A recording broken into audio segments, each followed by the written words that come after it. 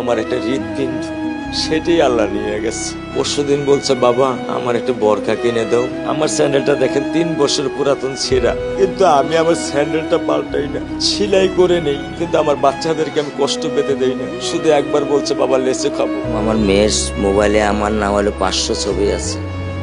আমি এখনো সাহস পাইনি আমার মেয়ের একটা ছবি বের করে দেখতে। আমার সে সাহস নাই। আমি সে সাহস হারায় ফেলছি, কারণ ও আমার ছিল হৃৎপিণ্ড। ওর জীবনে এমন কোনো চাওয়া নাই যেটা আমি পূরণ করি নাই। পরশুদিন বলছে, বাবা আমার একটা বরখা কিনে দাও।